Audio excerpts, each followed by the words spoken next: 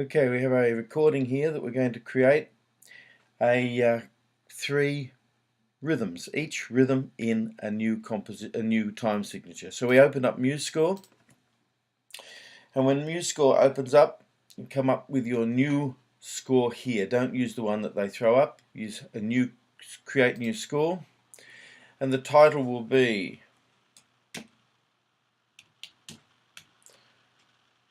Rhythm Number 1. Except you just need to spell rhythm correctly. That would be good. Rhythm number 1, and then here on Composer type your name. Don't type my name. And then next. You want to choose the instrument. Now I want you to choose the instrument that you are learning to play in class. So if you choose keyboard, for example, choose piano and add it to the score. And then choose staff number 2, and let's just remove that because we're only going to use the treble staff at this stage. So once you've chosen your instrument, go next. I want you to choose the key signature with 2 flats. So we choose that, and then we go next. Time signature 4/4, because that's what our rhythm is going to be, but we only want it to be 1 bar long, not 32. And then we go finish. It's pretty small, so we go to view and go to zoom in. Now when you're creating your rhythm, I want you to put the rhythm all in the bottom space, the F space.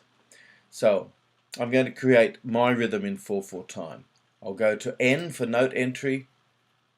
There's my crotchet. I'll put that there. Now I want 2 quavers. 1, 2, and then I want 2 more crotchets. And that's my rhythm. I want to play it. Very good. And now I want to put the counting underneath. So I'll click on the first one, and I'm going to go Control L, and it brings up a little line here, and I can type now. Number 1. When I use my space bar, it takes me to the next note. 2 and 3, 4. So now, hitting the escape button twice, everything goes back to black, and I've got my counting, and I can count along with that as it's playing. 1, 2, and 3, 4. Now I want to experiment with tempo. Tempo is the speed of the beat. So I'm going to select my first note, and then up here I'm going to right click, and it goes to text. And I'm going to choose tempo marking right down the bottom. It automatically puts up this little text up here.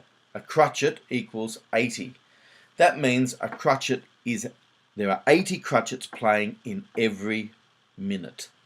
Alright, so let's hear how fast that's supposed to be. What I want you to do is I want you to experiment by changing that number. If you slow it down and say, make it 50, that will slow the beat down. Let's listen to that.